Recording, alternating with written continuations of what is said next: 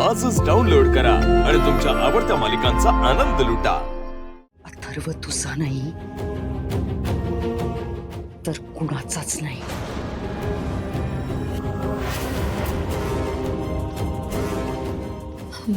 Madam काय बोलताय? तुला कळत नाहीये का? सुरुवातीला अथर्व तुझ्याशी लग्न करायला तयार नव्हता। तो फक्त आणि फक्त वेदासाठी तयार झाला। उद्या कशावरून तो वेदासाठी त्या मीरालाही स्वीकारणार नाही। कदाचित अथर्व तुझा होण्यासाठी जन्माला चालेला नाहीये। माया, आज वटपौर्णिमा आहे। कालच त्या दोघांचं लग्न झालंय।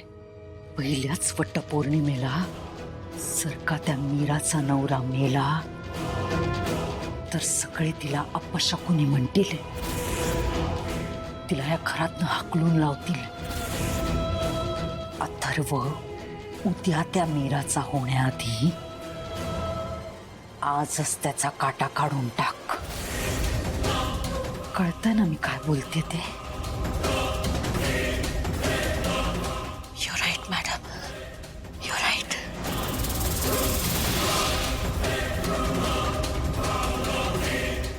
अथर्व माझा नाही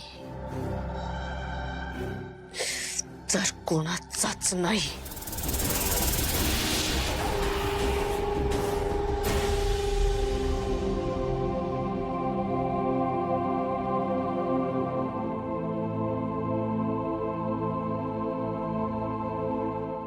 वेदाचे बाबा,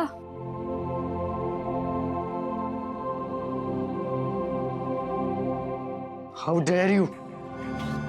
तू इथे कशी आलीस? मला तुझं तोंडी बघायचं नाही।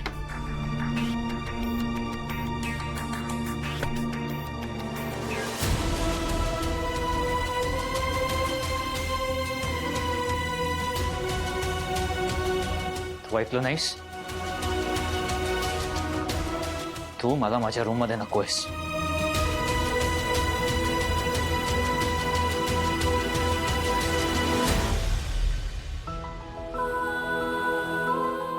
काय करतेयस? व्हॉट नॉनसेन्स इज दिस? आणि कोणत्या हक्काने तू माझ्या पाया पडतीयस? आज वटपौर्णिमा आहे। मीरा, मी तुझा नवरा नाही आणि तू माझी बायको नाही। वेदाचे बाबा, मला माहित आहे जे घडलं ते तुम्हाला मान्य नाहीये। मी पण अजून गोंधळातच आहे, पण जे घडलं ते आपण बदलू शकत नाही ना। आणि आता मी वेदाची आई आहे। मी पण तेच बोलतोय। तू वेदाची आई असशील, माझी बायको नाही। मान्य आहे मला की तुझ्यामुळे वेदा हसू लागलीये, खेळू लागलीये। एवढंच नाही तर माझी वेदा बोलू लागलीये। तू वेदासाठी जे काही केलंस ते माझ्यावर उपकार आहेत, पण म्हणून मी तुला माफ करणार नाहीये। तुला जपणार